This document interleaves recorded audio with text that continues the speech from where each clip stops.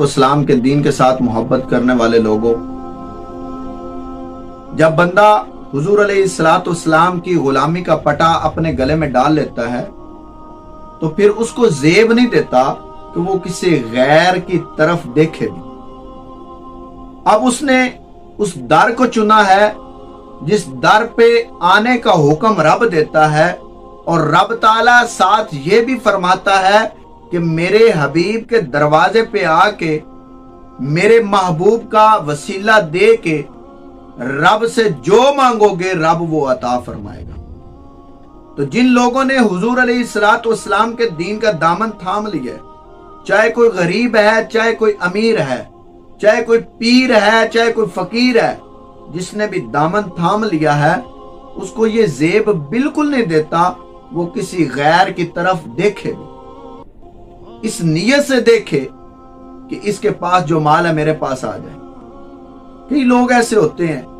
کہ اپنا حسب و نسب نہیں دیکھتے اور فاسق و فاجر کے پیچھے چلنا شروع ہو جاتے ہیں۔ ان کو چاہیے تو یہ تھا نا کہ آپ کو اللہ نے عزت و رفعت سے نوازا ہے تو یہ دنیا دار جو لوگ ہیں یہ آپ کے پیچھے چلیں اور آپ ان کو رائے حق کی ہدایت دیں اور تبلیغ کریں کہ رسول اللہ کے دین سے غداری نہ کرنا۔ جنہوں نے غداری کی، چاہے وہ کسی پارٹی سے بھی ہو، کسی علاقے سے بھی ہو، کسی سے بھی نسبت رکھتا ہو، اس کی زندگی جو ہے وہ ذلت اور رسوائی کا گڑھا بن جاتی ہے، اور وہ ذلت اور رسوائی کی چکی میں ضرور پیسا جاتا ہے، کیونکہ اس نے غداری دین سے کی ہے، دین کے ساتھ جس نے محبت کی ہے۔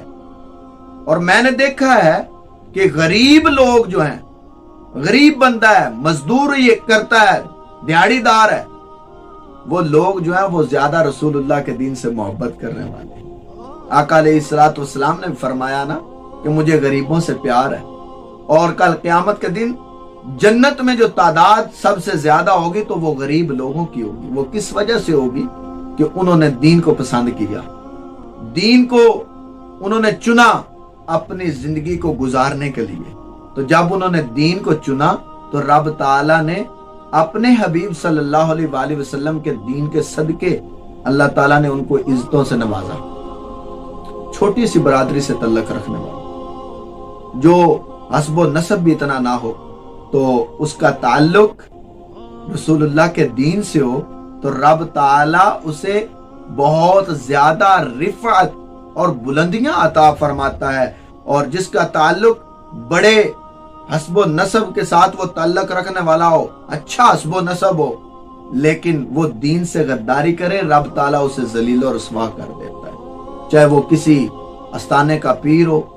چاہے وہ کوئی بڑا مولوی ہو،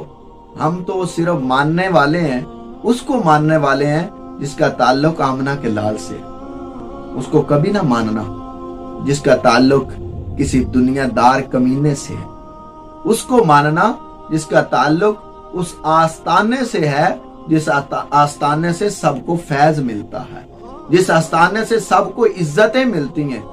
بس اس کے ساتھ مل کر رہنا۔ یہ بات یاد رکھنا۔ اللہ تعالی ہمیں